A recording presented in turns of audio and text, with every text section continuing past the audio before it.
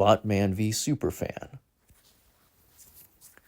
How much of a rumor is true? When does it become fact or fiction? Can the average person tell the difference? This was the first topic I ever researched for what became the book you hold in your hand. I watched as truth fell victim to sensationalism, with an end result of personal attacks and dehumanization. It was bizarre, and when I went looking for the truth, it proved that this whole Snyder love-hate thing is more than it seems. Companies are funding misinformation and profiting from clickbait. This isn't just bad journalism, it's intentional misinformation. Most of the points I make in this chapter were reported on by verified professional journalists and then quietly buried by movie studios, so you wouldn't see the headlines. More information may come out after or even as a result of this book. To aid in future independent research, I've tried my best to include the necessary names and dates of the reports and interviews to help all of you pursue your own investigations if you should feel so inclined. I was just as shocked by what I found as you will be. With that out of the way, let's begin. Dehumanization techniques are vital in the world of covert military and political operations. These tactics are intended to destabilize or radicalize groups against one another to aid in furthering the goals of a specific individual or organization. Messaging, propaganda, spokespeople, and infiltrated double agents are all core facets of how hatred and tribalism are cultivated and weaponized within the target audience. While two sides are fighting, you can install a leadership strategy or figurehead of your own choosing.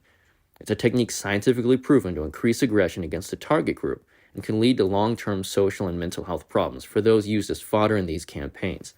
So what on earth does that have to do with superhero movies? On May 12, 2022, Humberto Gonzalez published an article titled "Did Zack Snyder Stans Rig the Oscar Fan Favorite Vote with Online Bots?" Exclusive, where he laid out his reasoning for believing that a fan event had been hijacked by bot tweets. For those of you that don't remember, the Oscar Fan Favorite event was a dual set of 2022 Oscar categories, where a winner would be picked based on fan votes as opposed to a secretive cabal of nameless film critics. When the Fan Favorite event was announced, one for a movie and one for a fan cheer moment, everyone collectively acknowledged that this was just a way to let Spider-Man win an award and farm the Marvel Cinematic Universe fans for Oscar viewership. I'm not hating. It was a sound tactic to inject life into a dwindling award show whose only other noteworthy offering was watching Chris Rock get his attitude checked on stage. So what exactly were Gonzalez's claims? Well, that's the first problem, because most people wouldn't know. The website Humberto first published this 2022 article to, locked all of the actual claims and alleged data behind a subscription paywall. I personally believe that the reason all of the alleged information was tucked away was so that most people would never see it, let alone challenge, the claims that Gonzalez had made. If you can think of a more logical hypothesis, then let me know. Along with the clickbait headline, what Gonzalez actually had was a severe lack of information, misquoted data, and what looked suspiciously like intentional lies. One of the key factors in Gonzalez's claim was that the daily votes for Zack Snyder's movies skyrocketed after a particular date on February 27th.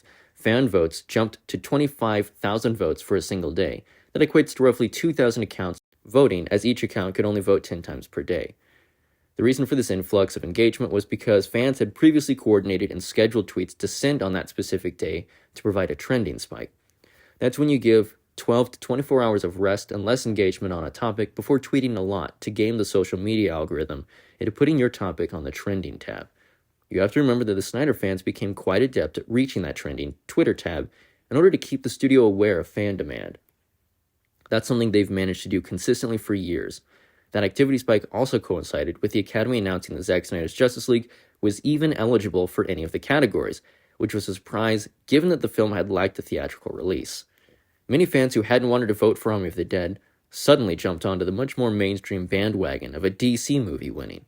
On top of that, the Academy announced that participants could vote more than once per day, up to a maximum of 10 times per 24-hour period. Less than 3,000 accounts voting in a widely publicized and competitive poll isn't all that extreme, especially when you consider that more than 76 million Twitter users in just North America alone. That data on Twitter user numbers comes from a Statista report, in case you were wondering. According to Vulture.com, more than 15 million people watched the Oscars in 2022, which implies that 0.00133% of the Oscar viewers were Zacchalites who voted. That's not much of a bombshell. The entire 2022 article is predicated upon Gonzalez not believing that less than 1% of his show's viewers had voted in an event that was heavily promoted in the months leading up to the Oscars. Even by Warner Brothers' own reports, more than 2 million people watched Zack Snyder's Justice League in its debut weekend on HBO Max. I believe that tweeting is much easier than paying for a streaming service to watch a 4-hour director's cut of a much maligned 2017 film. Gonzalez's choice to omit the trending event, which had been widely discussed amongst the accounts he claims to have researched, comes across like a tactic to manipulate a narrative. However, I'm willing to admit that Umberto may have just been bad at reporting and that he did not have any ill intentions when writing the article. Not everything is a conspiracy after all. Sometimes it's just incompetency. Maybe it was a harmless accident. No harm, no foul. Now let's talk about his so-called research and sources. Further investigation showed that Umberto's 2022 article featured more smoke and mirrors than a strip club locker room. According to Gonzalez, a University of Maryland School of Business professor named David Kirsch, Ph.D., was an expert that tabulated the Oscar votes and was the star reference for the 2022 hit piece. When I reached out to Professor Kirsch, he informed me that he had not been asked to look over any Snyder or Oscar-related data. In fact, the claims that any team of his had scoured the data surrounding the Snyder fan votes were entirely falsified, and the quote attributed to him was similarly untrue. Professor Kirsch had in actuality been conducting research on Tesla fanbot activity during the 2010s. As the professor told me, "I've not been working on the Oscar incident. I'm studying the use of fanbots on Twitter to support the stock price of Tesla during the second half of the 2010s. I was interviewed by dozens of reporters about the Tesla fanbots. One of them asked me about the Oscars and described some of their observations, not mine. The quotes in the piece refer to my accounts of the Tesla fanbots, not Oscar data." That is a direct quote from the email he sent me, which in layman terms means that neither the good professor nor anyone who works for or with him ever even looked at the data points of the Oscar votes. His research never had anything to do with the film discourse and was focused instead on how online bot behavior may have impacted the stock prices of early Tesla company's business. While professional journalists could incorrectly report Professor Kirsch's Tesla seminar as being a full-on Snyder research project with a team of Snyder-centric researchers is beyond me. From what I can tell, Gonzalez has been a reporter longer than I've been out of the Army, so I don't understand how he could make such a rookie mistake. Again, draw your own conclusions. Despite all of this questionable content, the report in Gonzalez's 2022 article doesn't even confirm the existence of bots. The exact words used were inconclusive and could not definitively declare bots, per his own article. Again, the quote was incorrectly attributed to Snyder Research instead of Tesla. According to the professor, he was never asked to do research of his own on this issue, and any implication that he had a research team look into the Oscars was a complete and total fabrication of events. All Professor Kirsch did was tell a reporter during his presentation on Tesla bots that other groups using similar tactics were potentially possible. No Oscar data was examined, no Snyder fan numbers were crunched. So the two big claims against Snyder fans that proved they were all bots was a mild spike relative to the total number of Oscar viewers and a misquoted Tesla research project. Are you beginning to see how flimsy the claims of a Russian hacker squadron watching 300 and rigging your elections are? Gonzalez's 2022 report also cited a company known as Ciabra, who claimed to have discovered 25,000 fake accounts that called for Zack's release of the Justice League movie, leading up to the release of the Snyder Cut on HBO Max. I reached out to Ciabra, as did Gonzalez, but neither of us ever received a response. Furthermore, the so-called 2020 Ciabra report is nowhere to be found in either Gonzalez's own report or any other media. It's like it doesn't exist at all. Admittedly, in a digital age, some articles and reports just aren't kept online forever, but the fact that the report was mysteriously missing from public records the very week of Gonzalez's article referencing it doesn't inspire confidence. With that said, Gonzalez's other claims on behalf of Ciabra is that they had surveyed the 2020 U.S. elections, which neither at the time of Gonzalez's article nor since has any such report been found by myself or anyone I've contacted. I think it's important to give people the benefit of the doubt, but without knowing the criteria or the sample size of Ciabra's alleged report, I think it would be unprofessional to cite their hypothetical and unverifiable data. When coupled with Gonzalez's other seemingly backhanded reporting practices, it casts a large shadow of doubt over the validity of his claims. The validity of those claims only further sink into shadow when you trace the origins of these Snyderbot claims back to the Warner executives who perpetuated them. The research and narrative into so-called Snyderbots in 2022 was partially based on an alleged internal survey Warner Brothers had called for to gauge the Snyder fans' legitimacy. Mind you, they chose to do this survey after they released Zack Snyder's film instead of before, which doesn't make much sense. I thought that was suspicious when it was first announced, but it wasn't until a year later that anyone would find out why. One of the Warner executives who allegedly asked for the internal audit of DC fans was HBO Max CEO Casey Bloys. In an ironic twist of fate, he may be best remembered not for discovering bots, but for using them to help antagonize critics and fans that criticize Warner Brothers' leadership. On Halloween of 2023, an article published by Rolling Stone and written by Cheyenne Roundtree titled HBO Bosses Use Secret Fake Accounts to Troll TV Critics detailed how an ongoing lawsuit had uncovered texts between Warner Brothers employees using fake accounts to combat criticisms of Blois and several of his fellow Warner Brothers executives.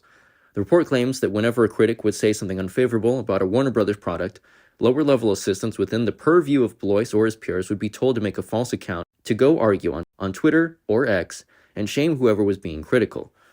According to Roundtree's report, former HBO Max employee Sully Tamori was ordered to be a, quote, mole at arm's length and secret operative by Warner executive Kathleen McCaffrey.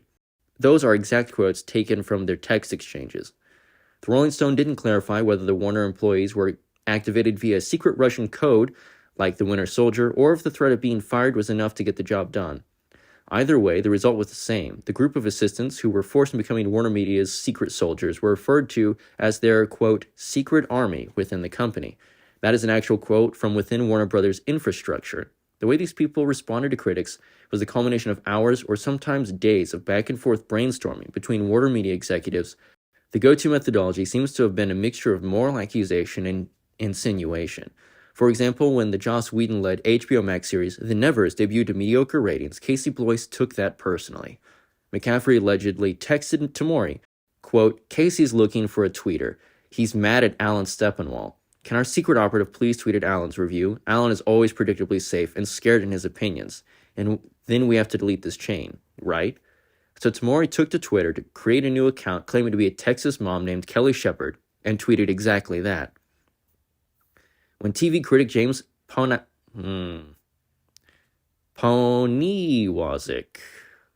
tweeted that the Nevers felt like watching a show that someone mysteriously deleted 25% of, Blois activated his sleeper agents yet again. To be fair, as far as insults go, that was a pretty good one. Casey Blois retaliated by asking his male employee, posing as a Texas garden enthusiast, to insinuate that men shouldn't be allowed to comment on a show about women. The text log showed that Blois messaged McCaffrey saying maybe a friend needs to say what a shock it is that two middle-aged white men are shitting on a show about women, with McCaffrey responding, I fucking hate these people. Yes.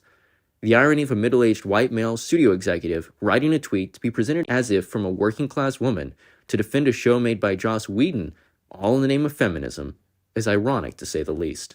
It wasn't just critics who Warner Media clashed with. Apparently, anonymous users in Deadline's online comment sections triggered the House of Warner just as frequently. Blois allegedly told his covert underlings to go online and defend the leadership choices at HBO Max and to say that the studio was doing better now than it ever was before. This was in part due to the comments that after Michael Lombardo had departed the company, that his replacement had performed suboptimally. To me, that reeks of the We Run With Gun accounts that popped up when Peacemaker hit HBO Max. Again, I encourage all of you to draw your own conclusions on these matters. When confronted with these accusations, HBO did not dispute the legitimacy, and by November 2nd, 2023, Blois himself had confirmed that it was all true, saying, quote, I was working from home and doing an unhealthy amount of scrolling through Twitter, and I came up with a very dumb idea to vent my frustration, end quote, which, by the way, isn't an apology, it's an excuse. I think it's safe to say that the only confirmed use of artificial DC accounts so far have been studio-funded false identities run by overworked Warner Brothers interns and assistants. But that doesn't mean that Blois and his boys were the only people in Hollywood to utilize these tactics. No, the Warner Brothers staff behavior correlates with reports from the book called The Reign of the MCU that individuals like Joss Whedon had intentionally leaked cherry-picked rumors to outlets and social media accounts in an attempt to control narratives. Zack Stentz, the co-writer of the first MCU Thor movie, claims that James Gunn had attempted to erase Guardians of the Galaxy screenwriter Nicole Perlman from the buzz around the film and even tried to remove her writing credits altogether. Stentz claims that Gunn was selectively leaking stuff to his friends in fanboy media circles. Stentz likewise claims that when notorious director Matthew Vaughn wanted to remove someone from X-Men First Class, quote, at least he did it under his own name. Joss Whedon allegedly used similar back channels throughout his career in the nerd sphere. That comes from a writer whose work Whedon erased from 2012's Avengers film, along with the paycheck the writer was expecting for his hard work. This and more is covered in the Reign of the MCU book. I'm not affiliated with those authors, but unlike some journalists, I like to cite my sources. I personally believe the tactic could very well predate both Gunn and Whedon, but as of yet, this is as far as the trail has led me. In fact, I would be shocked if they were the masterminds behind the concept instead of just copycats. I don't think either of them are Machiavellian enough to come up with this idea on their own. Whedon might think he's an evil genius, but we all saw his schlocky Ultron dialogue. Regardless of its origins, the issue is already spread across multiple franchises and companies with no signs of stopping. So how does all of this lead back to the Snyder Bot conspiracy? Aside from indicating that Warner Media was throwing out accusations that more aptly described their own work culture, which according to the Rolling Stone article has been described as very petty, it speaks to the nature of the people who ordered those internal Snyder fan audits. It was Casey Blois and his peers who ordered the audit to see how many of the accounts they had been arguing with were organic people. He also allegedly leaked the internal Warner Media report to none other than Tatiana Siegel. Who's she? Well, you're about to find out. You may remember Tatiana Siegel from the first chapter. She recently penned an article for Variety about Warner Brothers' soon-to-be ending copyright hold on the DC characters, in which she compared Zack Snyder's Wonder Woman to an ISIS jihadi, which is both insanely out of pocket and pretty goddamn racist, to be honest. Keep your head on a swivel because Tatiana plays a large role in the Ray Fisher versus Warner Media topic discussed in the chapter Truth, Justice, and the American Way. Tatiana Siegel is reported that has worked within the Penske Media Corp umbrella for some time now. She made waves in January of 2022 when she became the center of a trade war, according to journalist Aaron Gell in his write-up for the Los Angeles Magazine, titled The Woman at the Center of Hollywood's Latest Trade War. Gell claims that the shakeup saw Siegel pinball her way through Penske Media Corp's journalistic branches in a rather bizarre turn of events. Stranger still is the alleged reason it happened.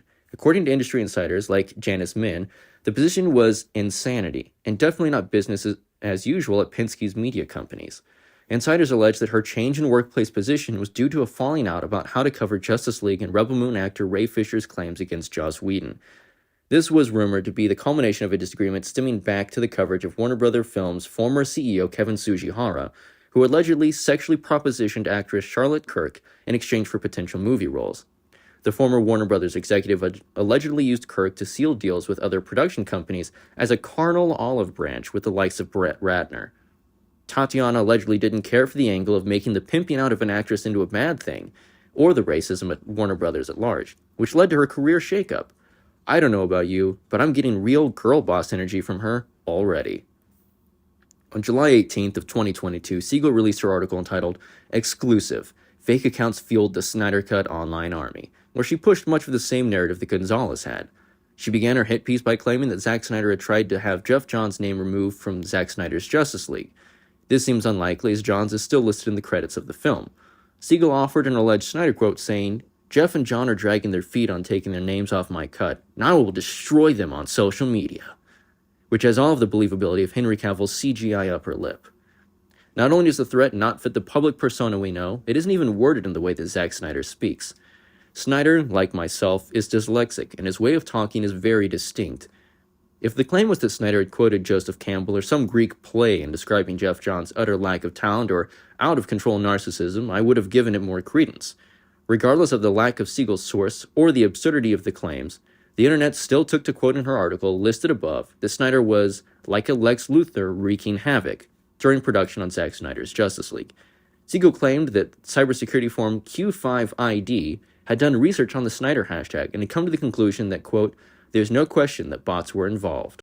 In Siegel's article, former Q5ID CTO Becky Wanta is quoted saying the following, there are certain patterns that bots give off that we saw here. They arrive at almost the same time in huge numbers. Sometimes they can be traced to unusual servers in remote countries, and their content will be precisely similar. This again omits the trending day and seems to infer that any accounts from a country other than the United States is an inorganic user, which is both incorrect and racist. A troubling pattern is beginning to emerge with Siegel's reports. It's also incredibly difficult not to flag an account as a spam bot when they're tweeting the same hashtag 10 times a day for months or even years in the case of the Snyder Cut. So of course the college students, construction workers, parents, cops, and teachers who tweeted about Zack Snyder's Justice League repeatedly for weeks, months, or years in coordinated campaigns could set off false warnings. I list those specific professions because of the real people that I've personally seen off of Twitter that hold those jobs from within that fandom. These are real people. The Acolyte mastery of internet hashtaggery is unprecedented, if not for volume, then for time spent united for a single cause. I mean, I couldn't tweet about the same movie for that long. I'd go batty. The Academy largely circumvented the false flagging issues by not counting accounts made after the Oscars event was announced, only counting twin tweets per account per day, only counting votes from countries the Academy had a presence in, and then filtering all the remaining accounts through a screening process. Attempts to directly reach out to Becky Wanter for further details on her team's research were unsuccessful. While it's likely that some degree of bot activity exists in every major Twitter fandom, the word usage in Siegel's article attempts to paint Snyder fans as some extreme case of false flag the users.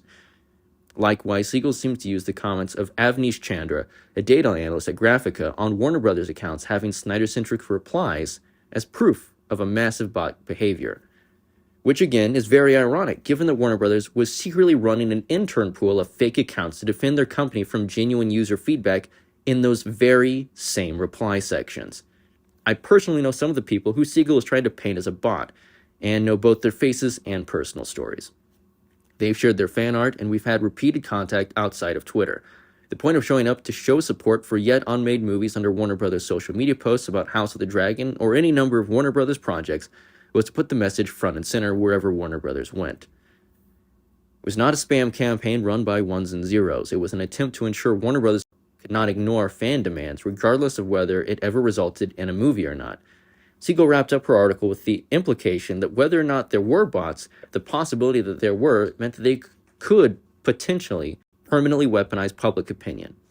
I suppose you could say that if there was even a 1% chance, she had to take it as an absolute certainty.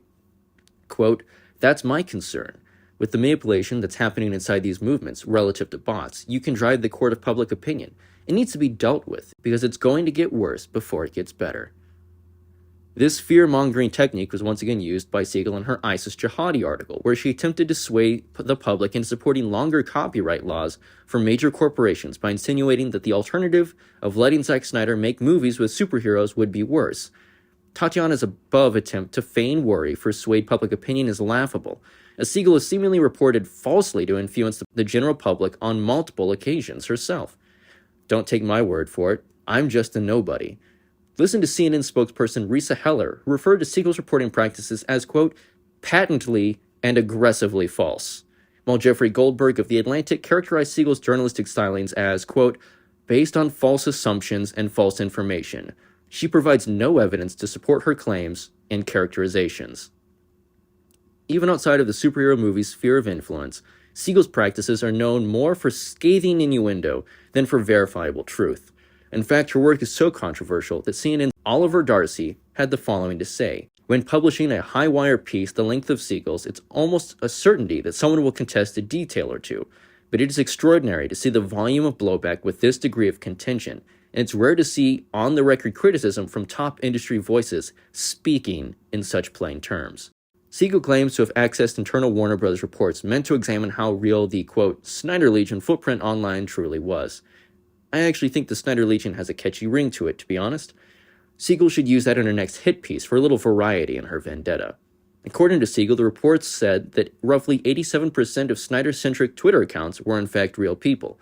Siegel claimed that a potential 13% of bot-fluffed followings meant that Zack Snyder wasn't worth listening to or indulging on a Hollywood scale.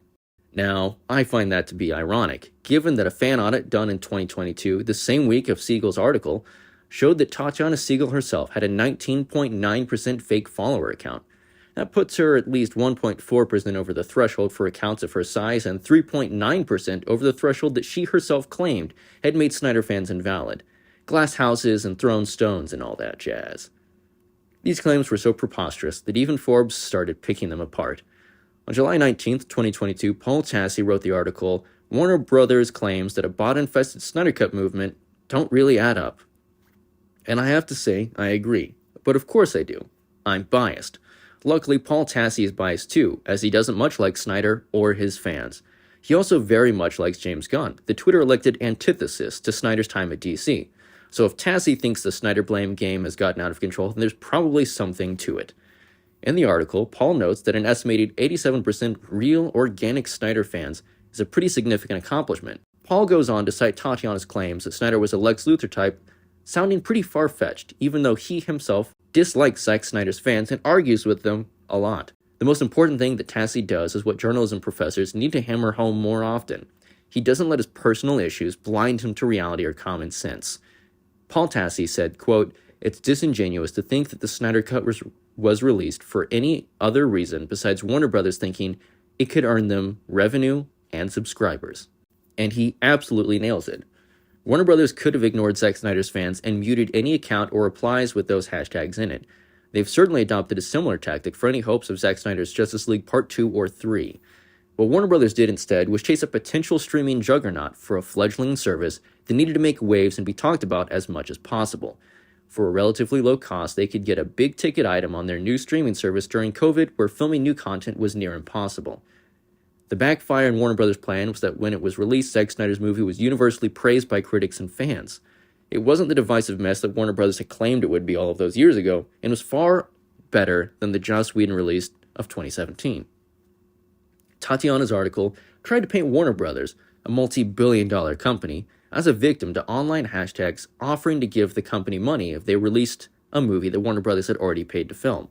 The studio wasn't duped by a server farm, and they weren't the victims of anything. They made a well-liked movie for a real online outcry that made their streaming service a household name, until they changed HBO Max to just Max a year later. I'm sure that Sean Parker was thrilled. While the studio would admit to using fake accounts to argue with Snyder fans and critics on Twitter only 2 years later, and many of their insinuations about their own fan base were debunked, the events surrounding the 2022 bot claims left many real people to suffer the dehumanizing attacks ever since. If you'd like to test my claims, feel free to go to the search bar on Twitter and type in Snyder Bots for your own personal research. Or go to Google and look for articles and videos on the very topic. I'm not here to swindle you. I'm here to point to something terrible and dumb that happened so that we can avoid repeating these mistakes in the future. So that you aren't part of the next fandom caught in the crosshairs of the next studio-funded smear campaign. I don't want Matt Reeves or James Gunn fans to be dehumanized like Snyder fans have been. These manipulated reports by seemingly trustworthy individuals took a toll on real everyday people who just so happen to enjoy a few blockbusters. It's worth pointing out that when Humberto Gonzalez released his article, the Academy of Motion Pictures came out and not only debunked his claims, but also explained parts of the process they used to counter bot activity.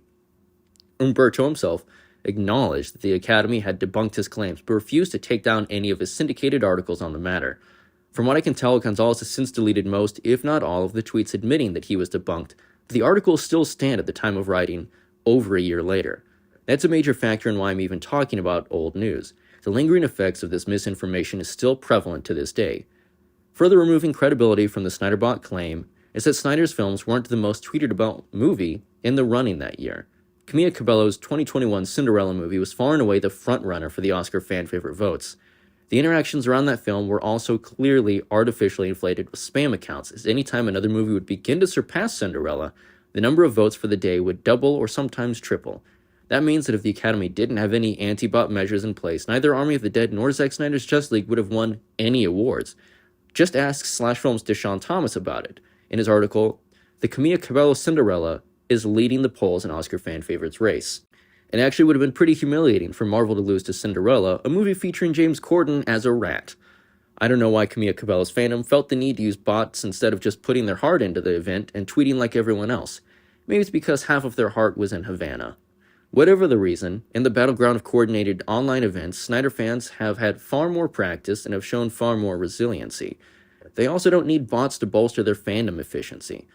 While you may find a robust usage of hashtags on Snyder-related DC accounts, you can more times than not also find a myriad of personal hobbies, interests, and opinions that point to a real person behind the account.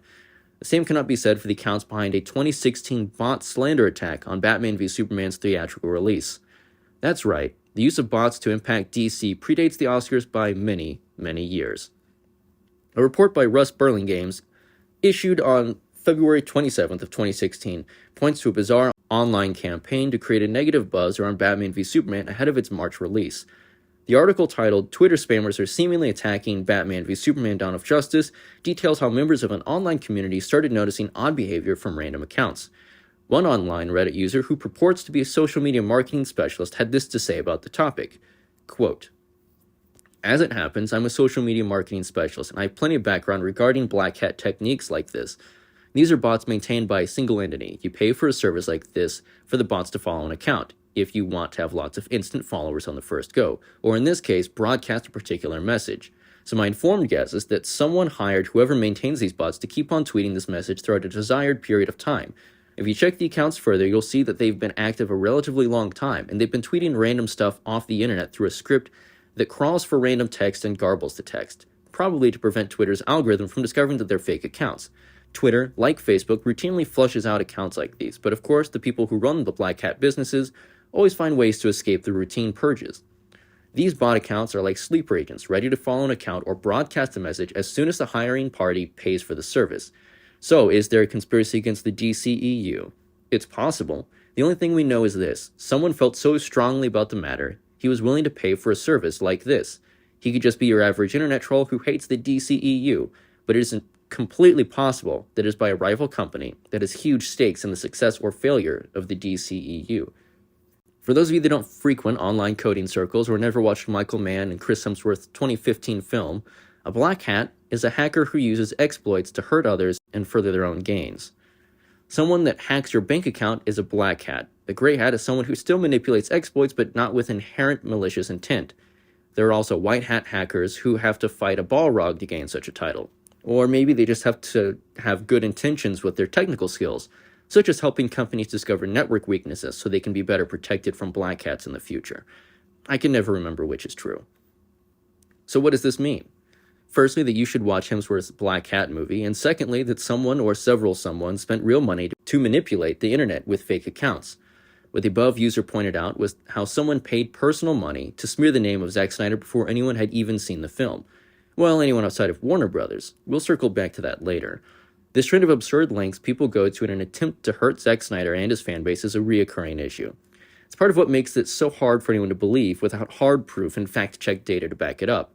To the average Joe or Jane on the street, or even Joe Chill, it's far more plausible that everyone online truly hates Zack Snyder than to believe an individual or individuals spent time and money creating a clout-hungry artificial aura of zealous hatred towards Zack Snyder. As the 2016 Yahoo article says, most of the accounts broadcasting the message seem to feature young women as their profile pictures, and a number of them tweet primarily non-English language tweets, except the Batman v Superman hashtags. It's unclear whether they are fake accounts, whether the accounts are hacked, whether the users are in on the negative messaging, or a combination of those factors. So, was this a foreign fan who hated Man of Steel? Was it a foreign company that was contacted to run a smear?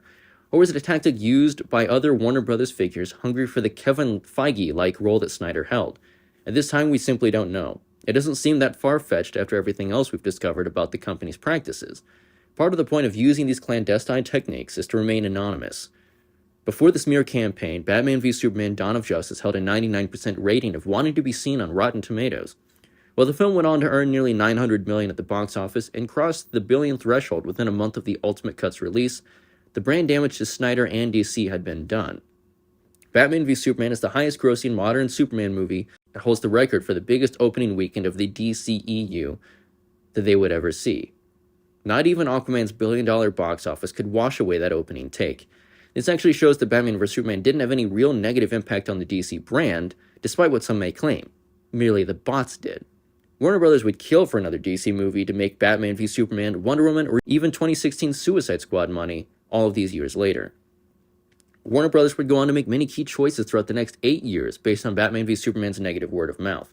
This helped facilitate their 4 consecutive bankruptcies and mergers, all because they decided to cut 30 minutes of Superman's story from the film at the 11th hour and listen to artificially inflated online hate for the film. Many of the initial accounts used to spam hate against Batman v Superman are still active today and being rented out to willing customers to influence whatever public perception they choose. This issue is still ongoing and likely to impact other fandoms and groups beyond DC if left unchecked. While you may not care yet, it's only a matter of time until this tactic impacts something you do care about. I personally choose to believe that the people who started and shared these lies had no idea the impact they would have. I believe 1 or 2 prominent individuals wanted to oust Zack Snyder and their narrative simply took on a life of their own. Regardless of the who or why of this bot claim, the after effects are clear. It has left a lingering, cancerous blight on a fandom that claims to stand for kindness, love, and the rest of the Super Friends buzzwords. I just hope that as you read through these findings and discover the truth behind certain events, we can begin to heal these toxic platforms and spare future generations from inheriting such a horrible social structure. My hope is that someday Superman fans will be able to embody some degree of the ideals the character is meant to represent, because unless we're counting covert military destabilization tactics as the American way, his fans have a lot of work to do. These issues, which were emboldened by studio infighting and corporate propaganda, have led to the utter desolation of the DC brand and the inevitable downfall of Warner Brothers as a studio. Any major corporation looking to actually make money and maintain a fan base should avoid accusing their fans of the parlor tricks they've resorted to themselves. Blaming fans, creating divisive factions within the audience, and seemingly incentivizing antagonistic behavior will only ever harm the public perception of the company involved. To quote Woody the Cowboy, play nice.